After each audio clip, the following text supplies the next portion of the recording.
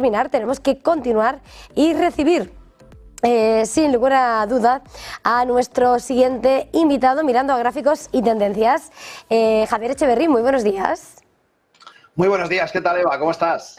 Bueno, pues vivimos una jornada intensa de nuevo en los mercados. Arrancamos mes de marzo, geopolítica, geoeconomía, por cierto, también con la inflación vigilando también lo que pasa en esa energía, en ese petróleo que está avanzando esta mañana. Bueno, ¿cuál es el escenario ahora mismo que destacarías de esta fotografía? Bueno, tema oferta y demanda en cuanto al petróleo, absolutamente indispensable tenerlo controlado. Están pasando muchísimas cosas y además están pasando muchas que no son tan evidentes. Y es que estamos viendo cómo China está dejando de refinar. Y esto significa una cosa importante. Veréis, China es uno de los mercados más importantes, es el mayor refinador del mundo. Para que nos hagamos una idea, dentro de China no solamente hay un gran consumo de petróleo, no solamente es uno de los principales consumidores y uno ahora mismo de los drivers que marcan cuánto de demanda hay en el mundo, porque son los principales consumidores de crudo. Pero es que además de ser consumidores, son los primeros refinadores del mundo. ¿Qué supone esto? Pues que teniendo en cuenta que China evidentemente refina mucho más que cualquier otro, lo que hace es que gran parte del petróleo que compra, sobre todo a Venezuela por estar sancionados y a Rusia, indudablemente, por la misma razón, además de tener acuerdos con Omán y con Arabia Saudí, pues lógicamente todo eso lo que hace es refinar, compra el crudo pesado, refina, prepara esos blend, esas mezclas necesarias para hacer JP54, para hacer D1, D2, Jet Fuel A1, todos esos combustibles que luego son comercialmente muy apreciados y los vende. Es básicamente recibir materia prima pesada para luego convertirlo en combustible útil. ¿Qué sucede? Que la estrategia de China está diciendo ahora, bueno, estamos previendo un descenso en la demanda global. Y para eso lo que tenemos que hacer es empezar a refinar menos. ¿Cómo refinamos menos? Si hay un 30% de las refinerías que no son estatales, es decir, son negocios privados donde un señor monta una refinería porque ve que es un negocio muy interesante, compra crudo fuera de China, ese crudo pesado lo refina y luego vende el combustible tan demandado a día de hoy. Como están viendo que realmente va a ser menos interesante, ¿qué ha hecho el gobierno chino? Que sabemos que es un jugador a largo plazo, ha dicho, bueno, no puedo prohibir a los negocios locales que refinen. Entonces, ¿qué hago? Pues la política de devolución de IVA que yo tenía del 13% la bajo al 9%, de tal manera que todos aquellos que exporten ese producto final resulta que no van a poder reembolsarse el 13% de IVA, sino que solo van a poder hacerlo el 9%. Claro, date cuenta que los costes de ese refinamiento son importantes y, por tanto, ese 4%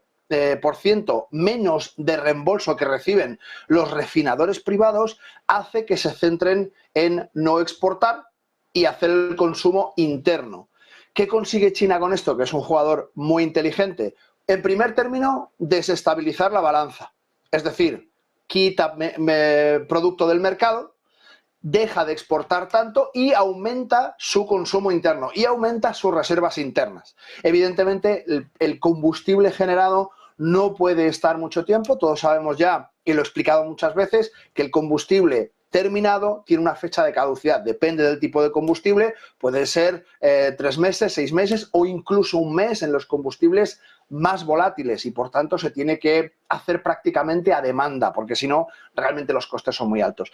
Lo que está consiguiendo China es tomar el control a medio y largo plazo del mercado del crudo, restringiendo la capacidad del resto del mundo de tener crudo, de tener gasolina y de tener combustibles tan baratos como lo estaban haciendo en China. Así es que el mercado del petróleo tiene muchísimo detrás. Hay un artículo potente que he escrito para TradingView y que podéis ver en TradingView, simplemente poniendo mi nombre, Echeverry.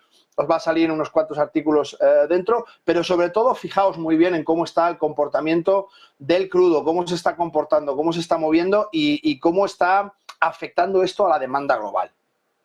En este escenario, y hablando de lo que está siendo esa demanda, ahora mismo, y si miramos al tiempo real, es verdad que luego hay que mirar los gráficos, ¿no? Pero la demanda próxima de capacidad armamentística está disparando al sector de la defensa. Lo estamos viendo en todos y cada uno de los miembros, desde Rheinmetall, el Grupo Renk, SAP, Leonardo, Thales, Indra. Cuéntanos. Pues evidentemente, nos hemos pasado de países como España, que están en el 1 y pico de inversión sobre el PIB en defensa, a forzarnos a llegar a un mínimo del 2% y además a llegar, cómo no, a ese 5% que nos impone papá Estados Unidos, que ahora sí que sí hemos descubierto que no es un papá tan amable como teníamos antes, sino que ahora ha llegado y nos mete en el internado a todos los que considera que puede sacar tajada de ellos y desde luego puede sacar tajada de muchos, porque tiene medidas de presión, de prácticamente de extorsión. Si no hacéis esto, os haré lo otro. Si no hacéis lo que yo quiero, os haré lo otro. En definitiva, lo que estamos encontrando es una presión brutal por parte de Estados Unidos con las cartas que tiene, que no son pocas, y por tanto, pues lógicamente está moviendo muchísimo. ¿Qué sucede con las compañías de defensa? Pues que en Europa tenemos muy poquitas. Fijaos, podemos hablar de Thales. He hecho un pequeño paseo por las distintas compañías, así muy rápido, por poner en primer término la que más ha subido, de las que más han subido, ha sido Thales, la francesa, que nos marca una subida desde el cierre del viernes de un 19,63%, su máxima subida. Ahora mismo no está en ese punto, pero su máxima subida ha sido con un 19,63%. Rheinmetall, fíjate que en Alemania hay un poco menos de confianza y nos quedamos un pelín más cortos. También los europeos confiamos mucho en Alemania y nos vamos a un 19,19%. Es que hay muchísimos contratos encima de la mesa para Rheinmetall. Si nos vamos a la italiana Leonardo, recortamos un poquito más, 18,12, el máximo que se ha movido al alza desde el cierre del viernes. Y si vamos a Indra, pues claro, España nos quedamos en un 11,89, muy por debajo de estos tres países que nos hagan mucha delantera en este sentido. Pero ¿cuál es el truco de esto, Eva? Es que el truco es que si nosotros incrementamos todos los países de la OTAN al 5%,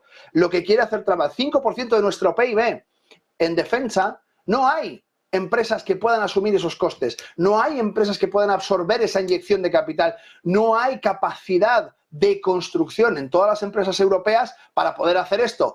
¿Qué sucede? Que como tenemos que gastarlo porque nos han ordenado que lo hagamos sí, o si no nos suben no el 25, el 50 o el 100% de aranceles si les da la gana, pues lo que tenemos que hacer es tragar. ¿Y para tragar qué tenemos que hacer? Pues pedir fuera. ¿A quién vamos a pedir fuera? A nuestro socio estratégico, que no es otro que Estados Unidos. Y por tanto, ¿quién se va a ver beneficiado de todo este flujo de capital? ¿Quién va a ser de nuevo?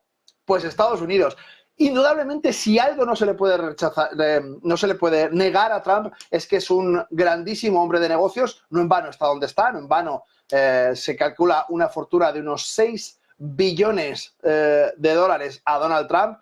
Y desde luego, como hombre de negocios, está demostrando que va a hacer todo lo posible para recaudar todo el dinero que pueda, para rapiñar por el mundo todo el dinero que pueda para Estados Unidos y, por supuesto, para sí y para su entorno. Pues muchísimas gracias, Javier Echeverri, porque además, de hecho, tenemos que ir ahora con una noticia de última hora de Donald Trump. Gracias, feliz jornada. No descansa, no duerme este señor. Da igual la hora que sea, que está despierto. Da igual, siempre hay una última hora de Trump. Los trumpazos los llamo yo. Feliz jornada, feliz negocio. Y nosotros tenemos que continuar precisamente